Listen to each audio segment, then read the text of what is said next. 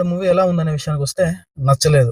Movie opening బాగుంది, ఒక మంచి మూవీ చూస్తున్నామనే ఫీల్ అయితే కలుగుతుంది, కానీ లాస్ట్ వరకు ఆ ఫీల్ ఉండదు. ఇదొక revenge drama movie. Moritz Mohr direct చేసిన ఈ మూవీలో Bill Skarsgard main role act చేశాడు. ఈ మూవీకి నా రేటింగ్ వచ్చేసి 2/5. ఇక ఈ బాయ్ కిల్స్ వరల్డ్ స్టోరీ చూసుకుంటే గనక, హిల్డా వాండర్కాయ్ ఒక లేడీ హిట్లర్ గా మారి తనకు శత్రువైన తన కుటుంబానికి శత్రువులైన వారిని ఒక లిస్ట్ లా ప్రిపేర్ చేసి ఎవ్రీ ఇయర్ వాళ్ళని చంపేస్తూ ఉంటది. అలా సినిమా ఓపెనింగ్ హీరోకి సంబంధించిన ఫ్యామిలీని హిల్డా చంపేస్తుంది. అప్పుడు మార్షల్ ఆర్ట్స్ వచ్చిన ఒక వ్యక్తి హీరోని కాపాడి తనకి మార్షల్ ఆర్ట్స్ ట్రైనింగ్ ఇస్తాడు. హీరో ఎలాగైనా తన కుటుంబాన్ని చంపిన ఆ హిల్డాని చంపాలని చెప్పి రివెంజ్ కి ప్లాన్ చేస్తాడు. హిల్డా చుట్టూ చాలా మంది సపోర్టర్స్, సెక్యూరిటీ ఉంటారు. హీరో చివరికి హిల్డాని చంపాడా లేదా, అసలు హీరో ఫ్యామిలీని ఎందుకు చంపారు, హీరోకి ఆ మార్షల్ ఆర్ట్స్ వ్యక్తికి ఉన్న సంబంధం ఏమిటి అనేది ఈ సినిమా స్టోరీ. సినిమా ఓపెనింగ్ ఒక 20 minutes కే సినిమా స్టోరీ మొత్తం మనకు అర్థమైపోతుంది.